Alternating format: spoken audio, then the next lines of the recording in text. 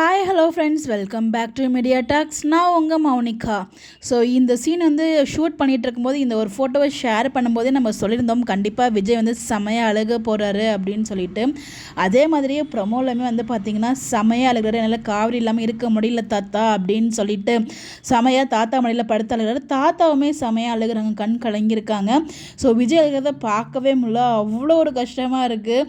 So நமக்கு நடந்த மாதிரி ஒரு ஃபீல், அந்த ஃபீலிங் நல்லா சொல்ல முடியல, அவ்வளோ ஒரு ஃபீலிங் இருக்காரு. அதை பார்க்கவே முடியல, ரொம்பவே பாவமா இருக்கு விஜயை பார்க்கறதுக்கு. பட் விஜய் பண்ணது தவறா இருந்தாலும் இந்த இடத்துல விஜயை பார்க்கறதுக்கு ரொம்ப கஷ்டமா இருக்கு. ஸோ எபிசோட ரிவ்யூ நான் நெக்ஸ்ட் ஷேர் பண்றேன். ப்ரொமோ பற்றி பேசணும்னு நினைச்சேன். அவ்வளோ ஒரு ஹாட் பிரேக்கிங்கான ஒரு ப்ரொமோ தான் அவங்க ஷேர் பண்ணியிருந்தாங்க. பேக்ரவுண்டில் இந்த மியூசிக்கோட அந்த அழுகிற சீனை பார்க்கும்போது இன்னும் கூடுதலாகவே கண் கலங்கிடுச்சுன்னு தான் சொல்லணும். அந்த இடத்துல வெனிலா கிட்ட வீட்டுக்குள்ளே நடந்துக்கிட்டாரு. இன்றைக்கி எபிசோட நடந்து தான் அங்கே பாதி சீன் ப்ரொமோவில் காமிச்சிருந்தாங்க.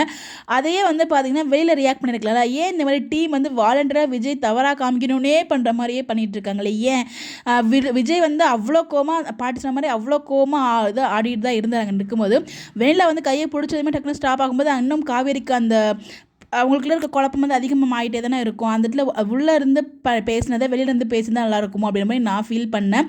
நீங்கள் என்ன நினைக்கிறீங்க? அப்புறமா பார்த்தீங்களா எப்படி சொல்லி கருத்துக்களை மறக்காமல் கமெண்ட்டில் ஷேர் பண்ணுங்கள். பட் வேறு லெவல் ஆக்டிங், சுவாமியோட ஆக்டிங் எக்ஸ்ட்ராடினரி. அதுக்கு மேலே என்ன வேணாலும் போட்டுக்கலாம்.